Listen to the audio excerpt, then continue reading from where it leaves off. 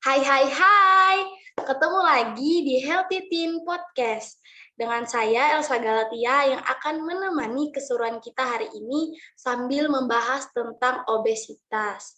Tentunya kita udah nggak asing lagi dong ya dengar kata obesitas ini, yang di Indonesia itu kasusnya dari 19,1% pada 2007 hingga 35,4% pada 2018. Angka yang nggak sedikit ya teman-teman. Nah, sekarang untuk memperlengkap podcast kita hari ini, kita kedatangan dua cewek cantik mahasiswa dari Poltekkes Kemenkes Palangkaraya, yaitu Kak Nur Anissa Anwari dan Kak Elvira Deskania. Hai Kak, Halo. apa kabar? Baik, Elsa. Wah, kita pertama kali ya Kak ya ketemu di podcast kali ini. Gimana Kak perasaannya Kak? Seneng lah. Seneng banget. Wah, nah Kak, di sini di podcast kita kali ini kan kita ngambil salah satu tema dari Hari Gizi Nasional, yaitu tentang obesitas. Apa sih Kak obesitas itu? Jadi, buat Kak Anissa, ya buat Anissa deh jawab. jadi obesitas ini itu kayak suatu kondisi yang menggambarkan seseorang memiliki berat badan yang berlebih, itu fisiknya itu kayak gemuk gitu, dan mengandung banyak lemak pada tubuhnya. Untuk singkatnya itu kayak penumpukan lemak yang nggak normal atau berlebih pada tubuh. Gitu, Kak Elsa. Terus gimana tuh Kak cara kita menentukan bahwa seseorang itu tuh obesitas atau enggak? Untuk menentukannya itu salah satunya dengan metode IMT, yaitu indeks massa tubuh, yang dimana itu perbandingan antara berat badan kilogram dan tinggi badan meter kuadrat. Gitu. Untuk klasifikasinya itu dari Kemenkes untuk kurus 17 sampai 18,4. Yang untuk yang normal itu 18,5 sampai 25. Untuk yang gemuk itu 25,1 sampai 27. Nah, untuk obesitas sendiri itu di atas 27 untuk hasil IMT-nya. Itu Kak Elsa. Jadi, untuk bisa lebih paham, kasih contoh nih. Kak Elsa berat badan dengan tinggi badannya berapa? Kalau aku berat badan aku 53 kilo, tinggi badan aku 151. Oke, jadi caranya itu 53 kilogram dibagi 151 itu diubah ke meter dulu nih Kak, jadi 1,51. Jadi 53 dibagi 1,51 kuadrat, itu untuk hasil MT-nya 23,24. Itu Kak Elsa. Berarti aku termasuk kategori normal ya Kak ya? Ya, jadi harus dipertahankan Kak Elsa, jangan berlebih. Oke, siap. Nah, lanjut. Ya nih Kak, untuk penyebabnya itu apa sih Kak? Obesitas ini tuh sering terjadi itu karena energi yang nggak seimbang antara kalori yang masuk dengan kalori yang dikeluarkan. Itu Kelsa. Nah, terus yang dimaksud dengan kalori yang masuk dan kalori yang dikeluarkan tuh apa tuh?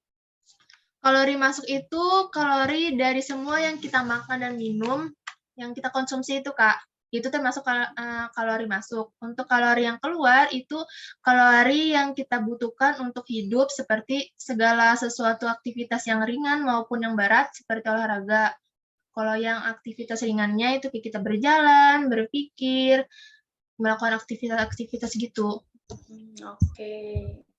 Terus bahaya nggak sih Kak obesitas itu sendiri? Kalau ditanyakan bahaya, pasti bahaya dong. Apalagi kalau nggak ditangani itu. Maka dapat menyebabkan penyakit jantung, stroke, diabetes, sampai ke kanker. Nah, apalagi untuk penderita obesitas nih yang terinfeksi COVID, itu tuh gejala yang muncul itu dapat lebih parah dengan lebih parah pokoknya dari yang normal, dengan berat badan yang normal. Jadi perawatannya itu lebih intensif. Kan kalau misalnya obesitas tuh biasanya ke pernafasan ya Kak, dia susah nafas. Nah jadi untuk penanganan itu biasanya pakai yang oksigen gitu Kak, jadi lebih insentif lagi. Oke. Ngeri ya Kak ya, takut juga dengarnya. Terus kalau buat faktor resikonya sendiri tuh gimana Kak? Buat Kak Elvira deh, boleh jawab. Oke, Kak Elsa, terima kasih ya sebelumnya atas waktunya. Nah, jadi obesitas ini faktor resikonya bisa dipicu oleh berbagai hal ya, bahkan kombinasi. Jadi bisa dari genetik. Genetik itu apa maksudnya? Genetik itu keturunan ya. Atau faktor sosial dan ekonomi. Contohnya ini berkaitan dengan makanan, kemampuan akses makanan-makanan sehat tuh terbatas di beberapa daerah misalkan. Terus ada kemampuan metabolisme tubuh. Jadi ada gangguan nih di bagian metabolismenya. Terus kemudian kurang tidur. Tidur yang kurang baik, tidur yang berlebihan atau kurang, bahkan itu juga mempengaruhi penyebab salah satu terjadinya obesitas. Kemudian pola konsumsi. Konsumsi makan yang salah, sering makan junk food, gorengan, dan sebagainya macamnya. Terus juga bisa karena konsumsi beberapa obat-obatan tertentu. Gitu, Kak Elsa.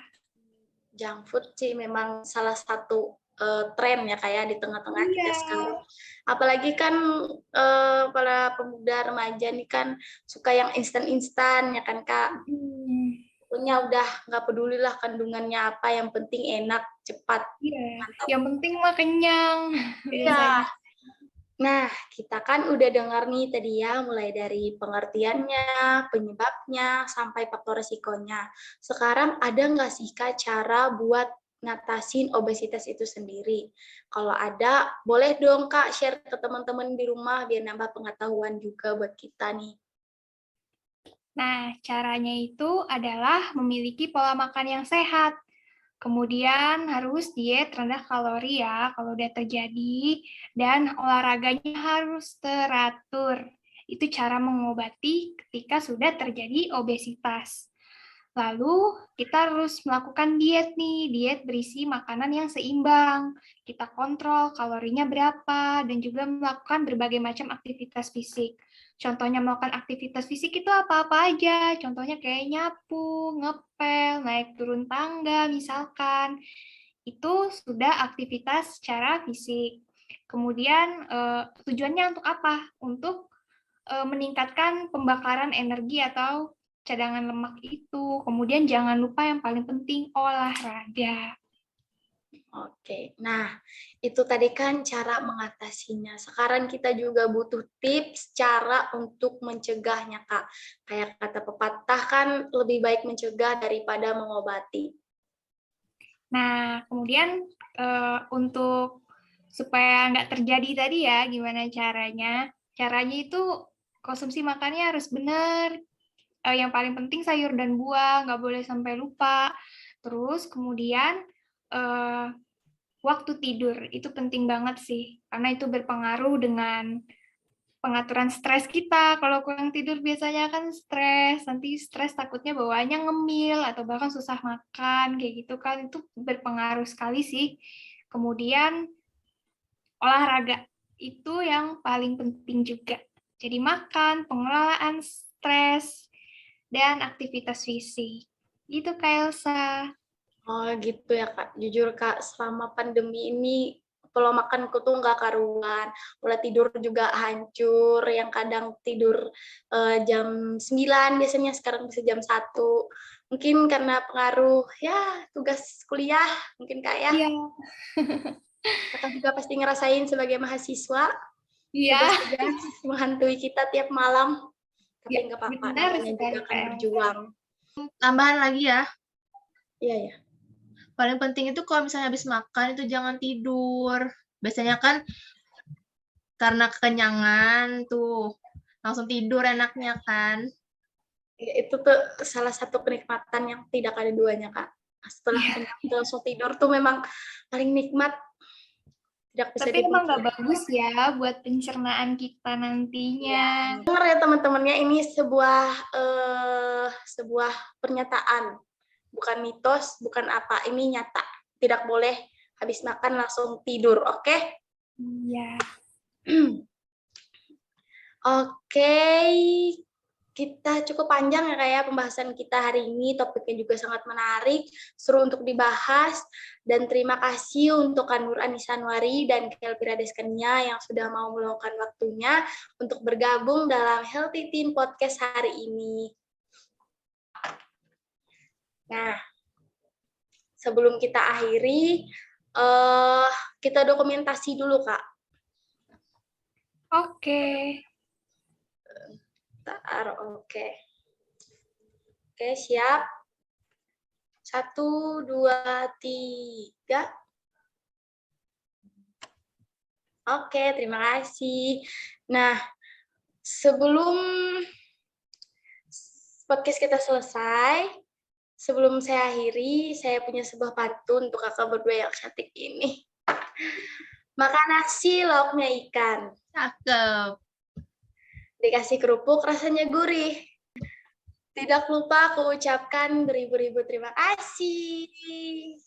Sama-sama Kak Elsa. Makasih juga Kak Elsa. Banyak sudah berkenan hadir di sini. Semoga kita bisa bertemu lagi. Bye-bye. Ah.